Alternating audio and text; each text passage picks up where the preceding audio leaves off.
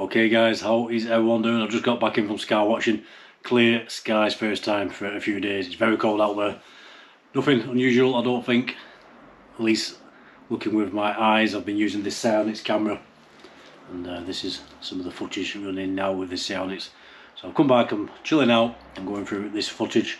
If you're interested in this camera, it's fantastic for viewing the skies, the stars, whatever else is up there. The link is in the description. This Sightings camera.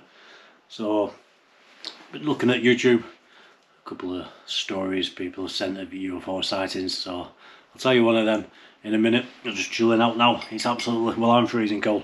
I'm back in the house, but I am wrapped up, so I'm going to have a brandy. I'm ready for that. Have a brandy. And have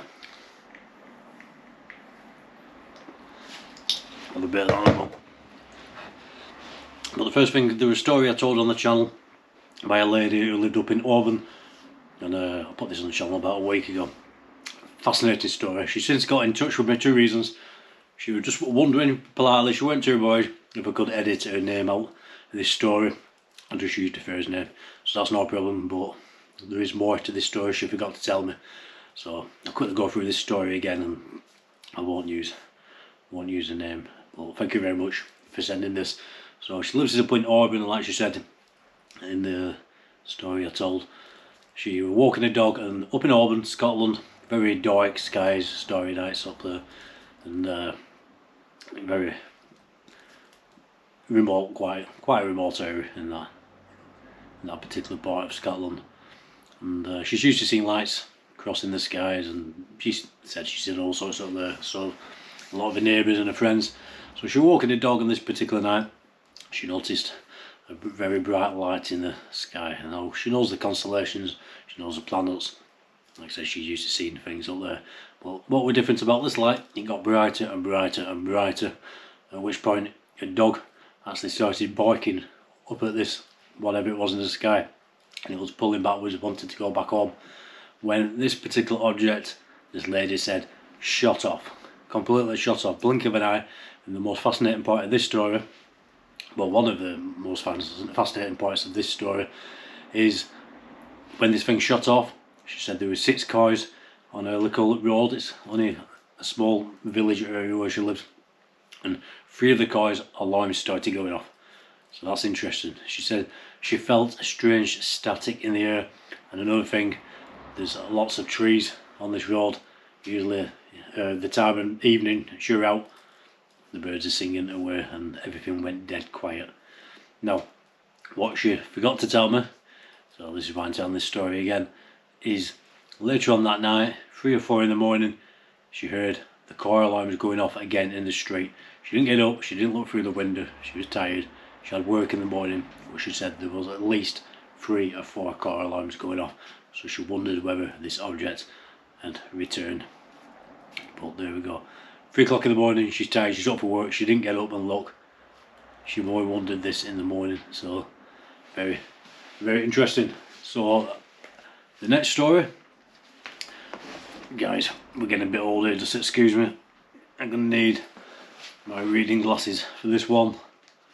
And before I start with this, I'd just like to say thank you to Rich ML, Andy Gambino and Curiosity Cat for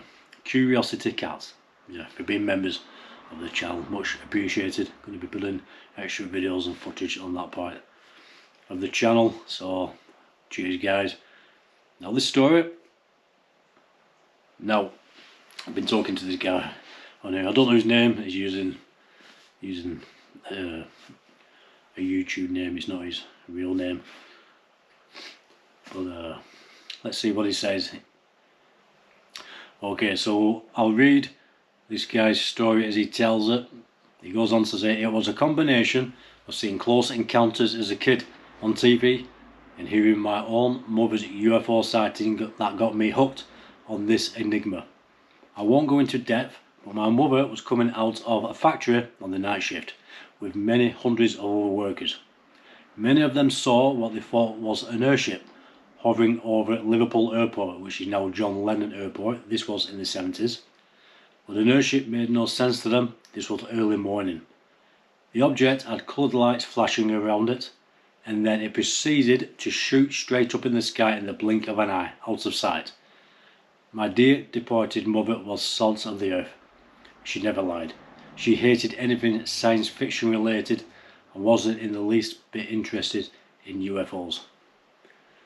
I turned 50 not long ago. I've never had the fortune to witness a UFO myself. Maybe one day it's on my bucket list. For sure. Keep watching the skies. Now it's stories like that. That really interest me. Genuine. Seems very genuine.